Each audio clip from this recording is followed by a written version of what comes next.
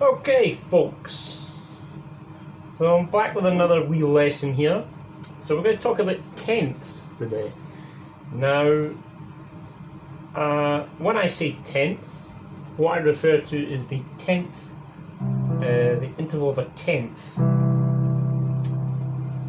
So if you think about it in terms of major scales, C major scale, essentially it's just a third moved up an octave,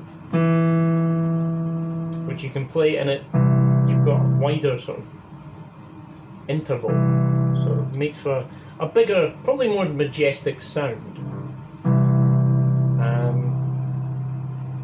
But they're a very good inclusion to add to your bog standard blues playing to make it just sound a little more sophisticated. And it was a very common device used in the 1920s when stride style blues piano was probably the most prominent. And again, it's another way as well to fill out the sound, and it gives you more options, and there's some very neat things you can do with tenths. So start off with the basics. As I said, it's a tenth inversion. Now, if you can't stretch a tenth, or you're not willing to put in the hours to be able to play and stretch a tenth with skill and finesse, I put myself in that category. What you can do is you can jump the tenth. So in this case, if we're playing in C, it would be C to E. So we can play it like this. I'm going to embarrass myself now. Or we can jump it like this.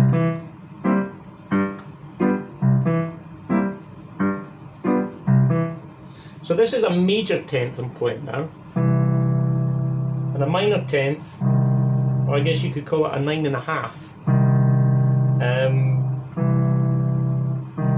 The minor tenths are the ones you would normally play. The only time you will play a major tenth in a blues is if you're playing the root note of the chord that you're on. So if you're on the one chord, so we're playing the key of C, and if you're on the one chord of C, you will play a C and an E.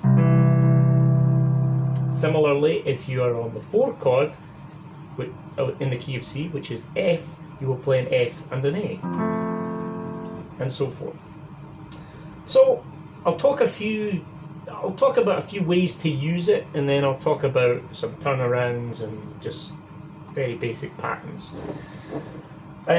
So the first lot of tenths, or the first way to use a tenth, is essentially just as a note you would use whilst you're playing stride, for example. So obviously with the stride, very basic stride is just the 1, a chord, the 5, the chord, the 1, like that. So instead of doing the 1 like that, you can jump it. Very simple like that. You can also add the 5th to the mix as well, so you can play the root and the 5th together and then sort of jump like that, which makes for a bigger sound. And you can do this with each chord.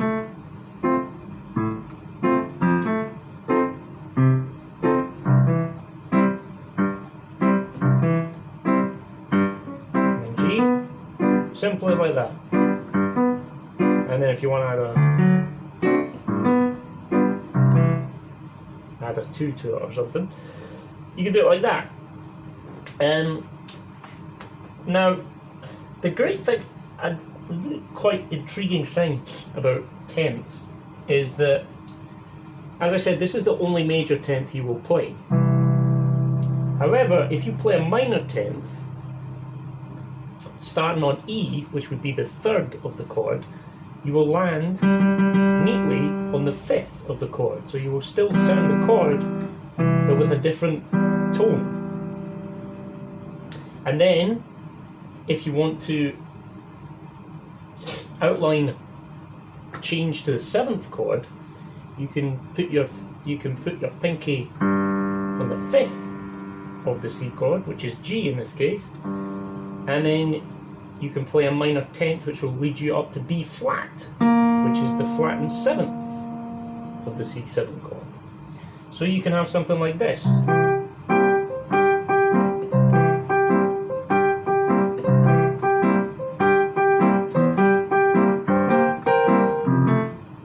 how that sort of moves in like that?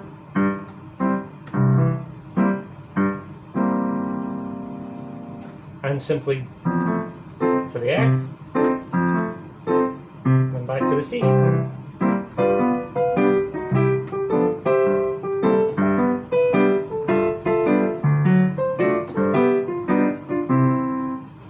Something like that. Now, as I said before, the tenths are very good because they outline chords, and they outline chord changes in the left hand, whilst the right hand is either doing something else, or you can sort of play counterpoint to it. So, if you think about maybe a more sophisticated blues rather than just C, F, and G, or C, C7, F7, and G7, you can think about when you go to the 4 chord, for example, you can make it minor 4 to take you back to the 1. And then you can do this with tenths as well. So if you think about it, all you're doing is you're playing your F and your A, as you would, and then you play the A flat with the F, and then travel down chromatically with the minor 10th, which leads you neatly back to this E and the G. So that would sound like this.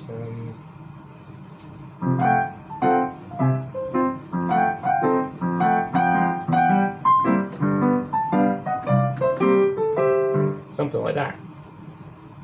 And then the other neat thing you can do is if you play this E and G, but then chromatically walk down a tone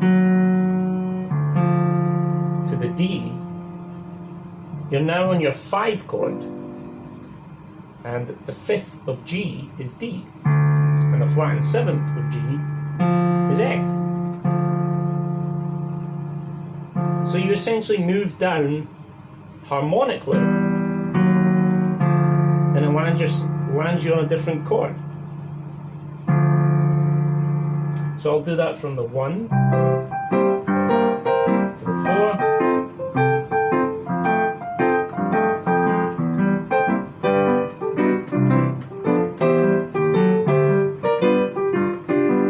And then whatever. So those are good devices to use. The other good one for tenth is turnarounds. And well, the easiest one you could do is you could just play your 5, your 7, and then just walk down chromatically like that, and then you get to your 5, which is what I did at the start of the video. So we just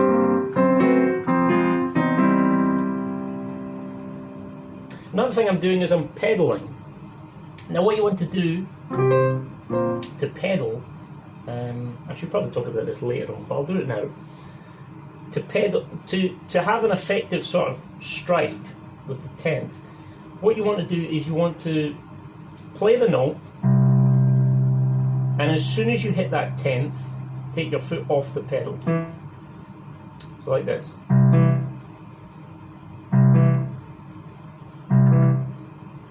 Okay? I'll try and let's try like that.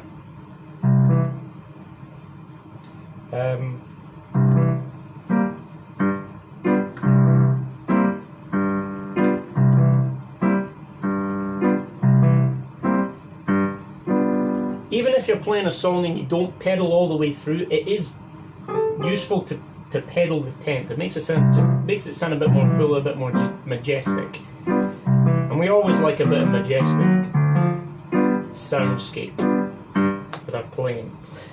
So the turnaround, as I said, is you're just moving down chromatically like that in the key of C, and However, another good one, so we can stop there or we can continue down, which again lands us neatly back on this 5 chord here. So that would sound like this.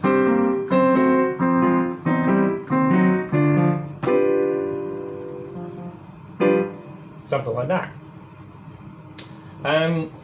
Another thing you can do, and this adds a little bit, it makes your breaks and your solos sound, gives them a bit of flair, is by moving chromatically up in minor 10ths. So you've got that as your third, and then you can start on the D and just work your way up till you get to the G, or you can keep going.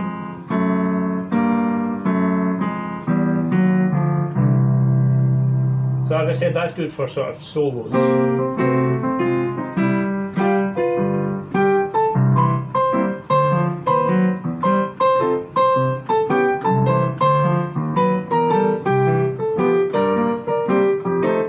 You do the same with F.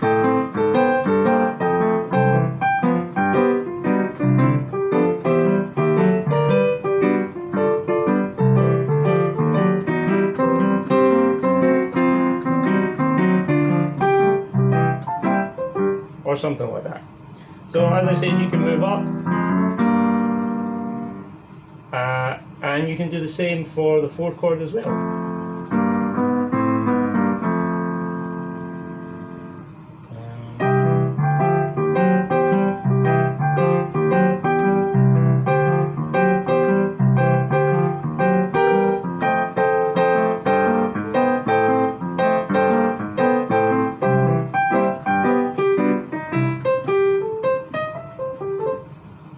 Something along those lines as well. So to wrap this video up, let me just check the time. Okay, it's been quite long. To wrap this video up, I'll show you a demonstration of it within the context of playing a blues. So I will play or I'll attempt to play the second chorus of Stingery Blues by Matty Dorsey with the piano player Troy Snap at the keys. And just watch my left hand. It's in the key of B flat, but you'll get the idea. And just watch my hand and watch how it sort of utilises the 10ths. I might play it with just the left hand afterwards as well. Anyway, let's go.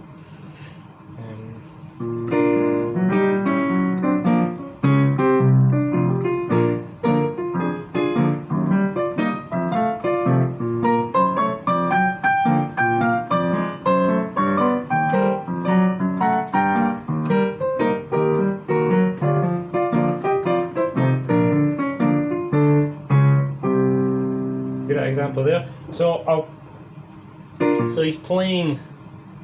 So where do we start? We start with this one. So he plays the major 10th there, and then he goes to the 5 with the 7th, and then he goes to the major 10th of the 4 chord, to the major 10th of the 5 chord, and then he has this nifty thing where he plays the octave, and then he descends down, but from a semitone up from the 5th. So he does this, and then he plays the same thing again, but he ascends this time. And what's great about this is he ascends up chromatic like this, and then he gets to this one here, which is the 3rd and the 5th of the 4 chord. So you've essentially moved up into the 4 chord realm. And then he starts this whole cycle again. Remember this? Well, he does this with the 4 chord and E flat. And then he plays the major to the minor and then back. Okay, so